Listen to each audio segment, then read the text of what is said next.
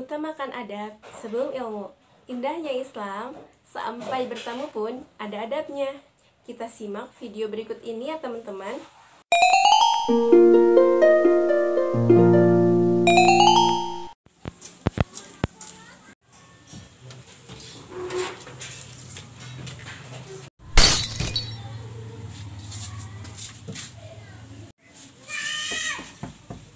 Assalamualaikum. Assalamualaikum. Assalamualaikum. Assalamualaikum.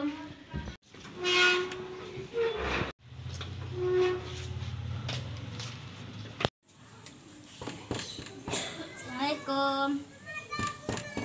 Assalamualaikum. Salam. Salam. Ya, salam.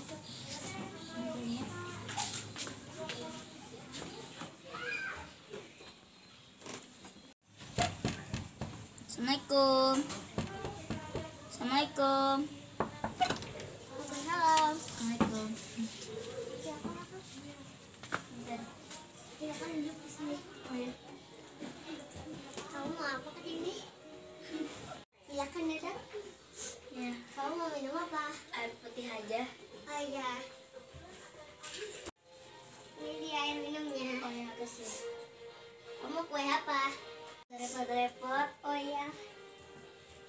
Main ya. Makasih ya. Hmm. Makasih atas jamuannya. Assalamualaikum. Salam.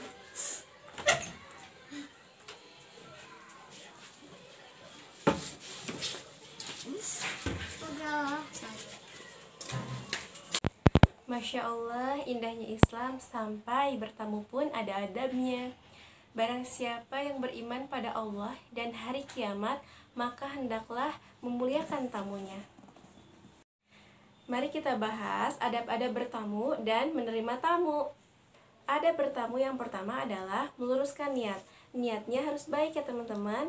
Yang kedua, meminta izin jika ingin bertamu, misalnya lewat handphone atau ketika bertemu, besok saya ke rumah kamu ya, dan sebagainya.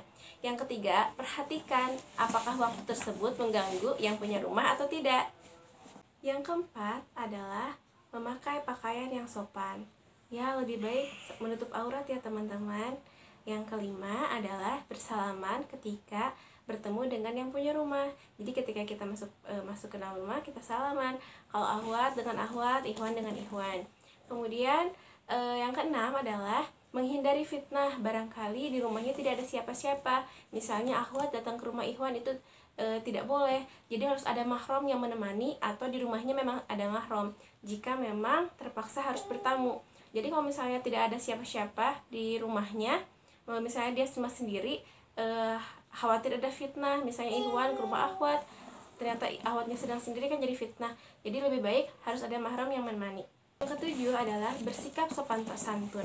Misalnya kita nggak boleh ngelihat kanan kiri atas bawah dari rumah yang punya rumah, kan jadi nggak enak ya.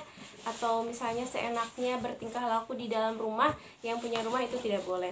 Kemudian yang kedelapan, perhatikan batas waktu bertamu. Jangan terlalu lama karena khawatir mengganggu pemilik rumah untuk istirahat dan sebagainya.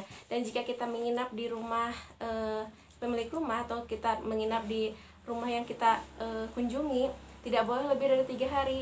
Dalam riwayat hadis Baihaqi juga disebutkan pokoknya maksimal kita menginap bertamu itu 3 hari, sisanya tidak halal untuk kita ya. Khawatir mengganggu, khawatir menyakiti yang punya rumah. Sekarang kita bahas tentang adab si penerima tamu. Yang pertama, hendaklah si penerima tamu ini berpakaian sopan, santun, dan menutup aurat.